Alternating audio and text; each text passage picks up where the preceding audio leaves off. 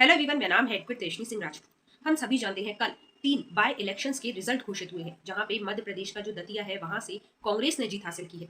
वहीं गुजरात का जो मंजलपुर है वहां से बीजेपी ने जीत हासिल की है। वहीं बिहार का जो बांकीपुर है वहां से स्वराज पार्टी ने जीत हासिल की है। लेकिन सबसे ज्यादा चर्चा में देखने के लिए मिल रही है बिहार की जो बांकीपुर असेंबली सीट है वह।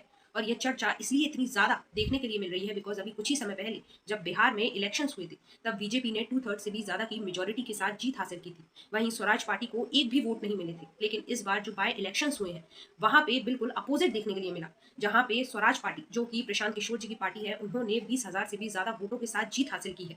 और यह इसलिए इतनी बड़ी बात हो जाती है बिकॉज जहां से प्रशांत किशोर जी ने जीत हासिल की है यानी बांकीपुर असेंबली सीट से, उस जगह को बीजेपी का मेन फोर्ट्रेज माना जाता है, यानी बीजेपी वहां से कंटिन्यूअसली जीतती आ रही है। लेकिन इस बार स्वराज पार्टी ने जीत हासिल की है। साथ ही मैं बता दूं, जो प्रशांत किशोर जी की पार्टी स्वराज पार्टी है वह अब फाइनली बिहार जो लेजिस्लेटिव असेंबली है उसमें एंटर कर पाएगी।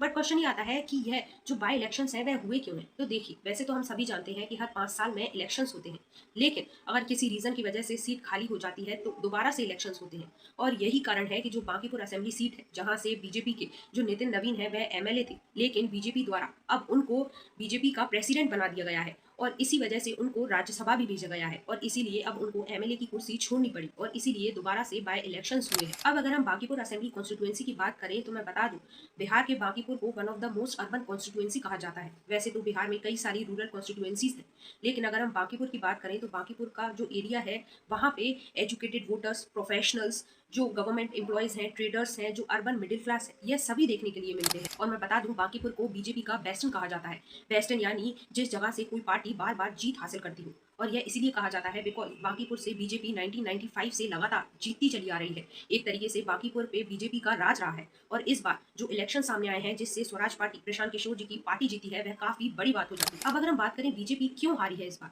तो देखिए, एक बड़ा कारण यह भी कहा जा सकता है कि हो सकता है जो बांकीपुर की जनता है वह कुछ नया चाहती हो।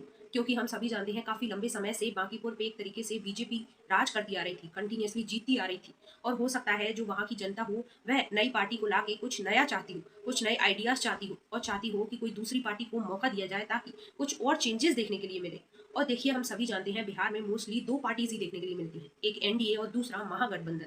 तो हो सकता है जो बांकीपुर की जनता है वह तीसरी पार्टी को एक मौका देना चाहती है। आई होप आज की वीडियो आपको इन्फॉर्मेटिव लगे। ऐसी वीडियोस देखने के लिए प्लीज फॉलो, सब्सक्राइब तेज।